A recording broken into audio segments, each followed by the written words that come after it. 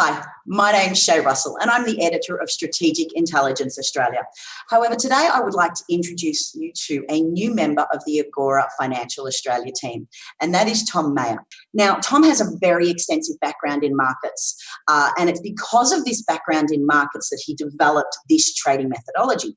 But before we talk about that, Tom, one of the things you and I have talked about personally off camera is how sometimes you've got to lose money to learn how to make money. So how did that factor into you developing this system? When I started in the business, Shay, more than 25 years ago, I started like everybody else. I thought that buying a stock was the single most important thing that you could do. You do all the research, take all the time, you look at the numbers, look at the fundamentals, you look at the technicals, and you make a decision on what you're going to buy. And that's how you make money. But the problem is there's a second element to that, maybe even a third element. The second element is knowing when to get out. Shay, I'm probably the worst seller out there.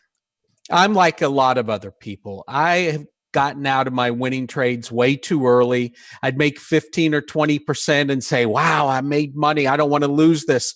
So I get out of a trade, and 6 months or a year later, the trade was 50 or 100% higher. And on the other side, who wants to take a loss?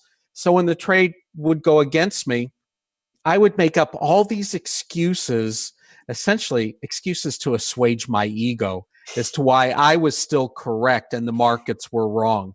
And so what would I do? I'd double down, or I'd say, okay, I know this stock is great. I'm going to buy some options now because I know it's going to shoot up at some point in time.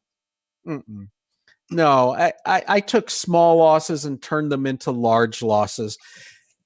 I was working for large brokerage firms. I was working for a company in the U.S. called Dean Witter Reynolds, which merged with Morgan Stanley in the late 90s.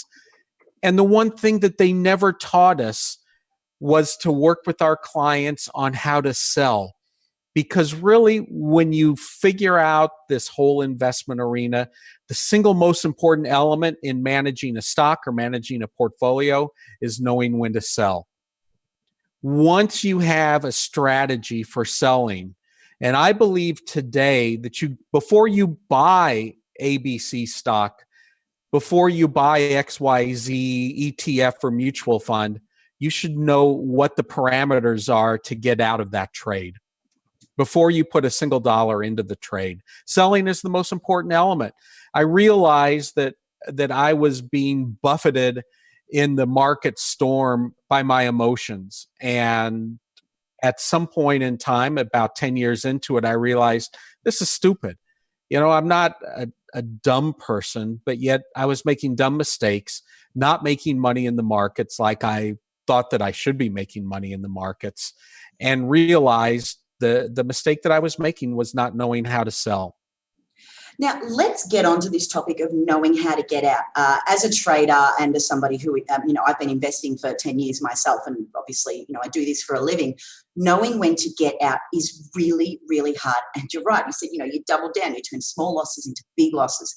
How did you get past your own ego, your own bias, and learn when to exit a trade?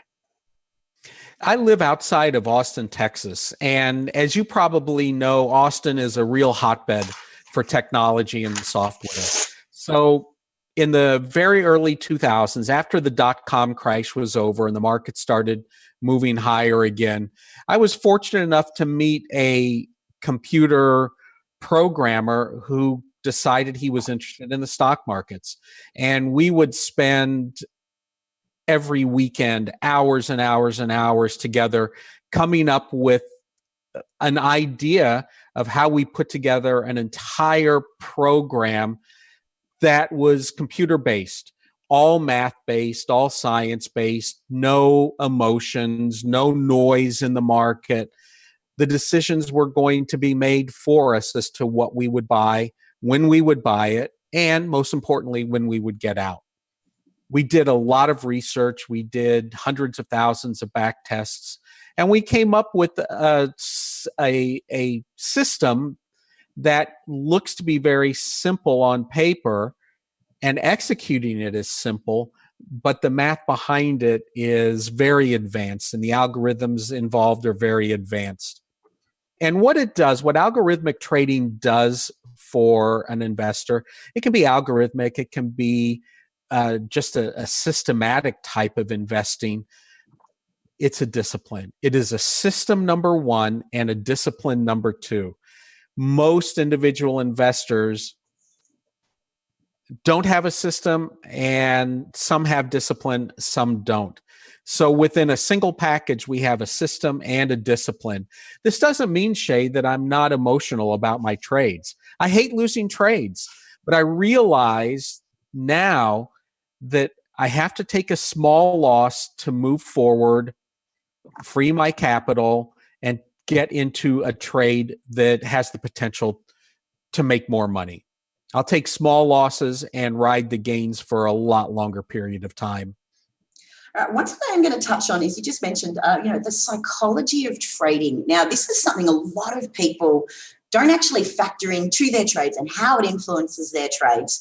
And as we know, we talked about removing the ego from your trades. How do you feel as an investor now that you've essentially taken, you've removed that psychology from your investment decisions? I've removed my bad behavior. That's the trick. And that is the trick. It's the single most important thing. I realize that I'm in this for the long term.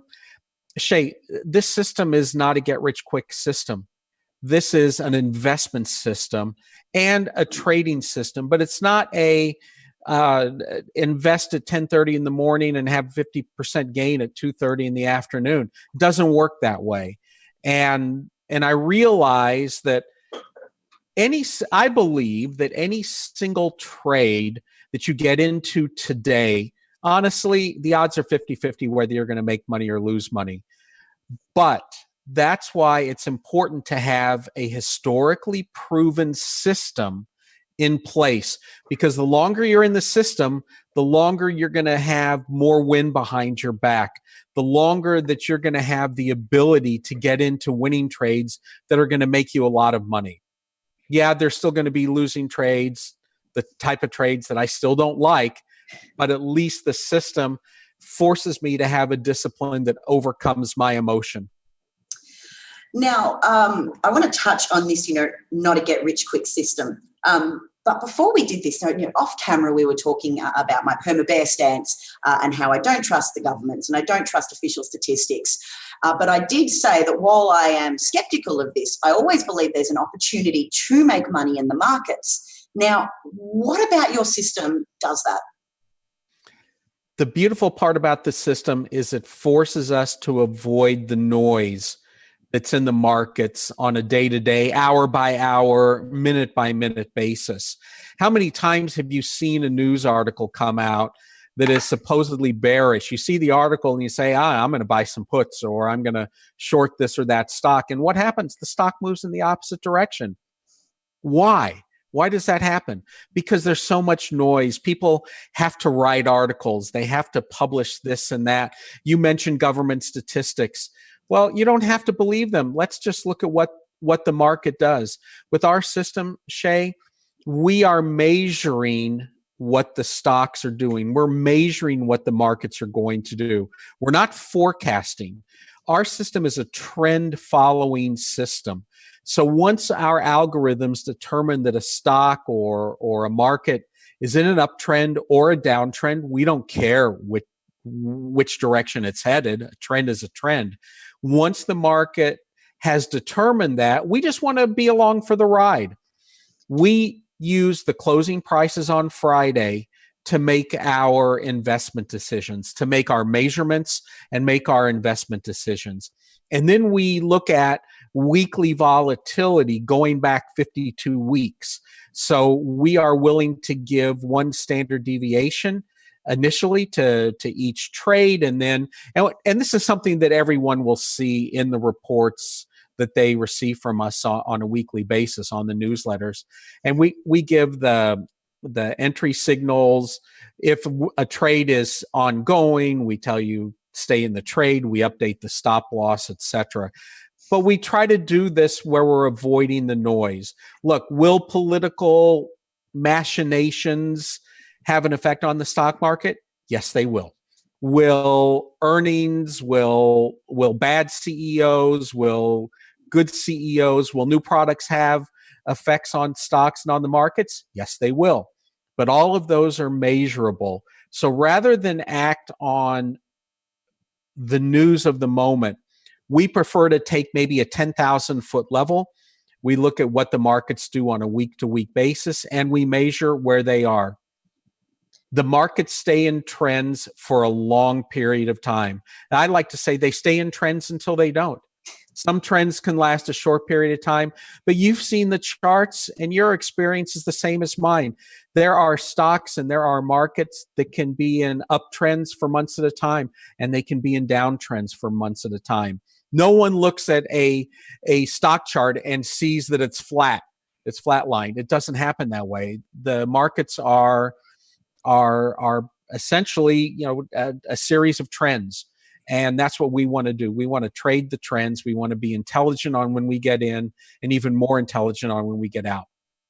So just before we wrap up today, essentially what you're saying is by using this system, you remove the noise. You're not headline trading, which is quite a reactive thing that many investors do, but you're essentially following hard data. So no matter what the markets do, this hard data is used to make decisive trades without the background noise that investors often get tricked into following.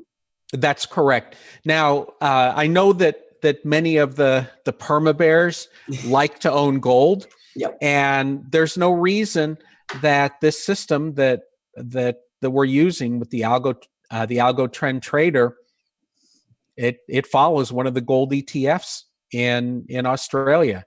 And you have your fundamental reasons for owning gold and believe that it's a store of value. And you can list all the reasons why someone should own gold. And I like to look at it from the trend. Is the trend telling me that now is a good time to own gold? Or is the trend saying, okay, gold's in a downtrend, maybe there's a better entry point when it is moving higher?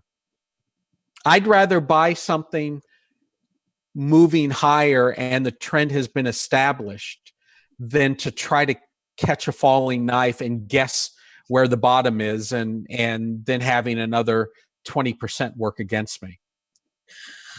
Tom, that is some great insight, and thank you very much for sharing that with me today. Now, unfortunately, that's all we've got time for, but I do believe over the next couple of days through your Algo-Edge seminar, you will be talking people through your system in more depth.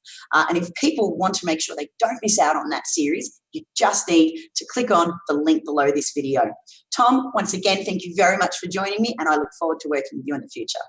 Thank you, Shay. Appreciate it. Looking forward to it as well. Thanks, Tom.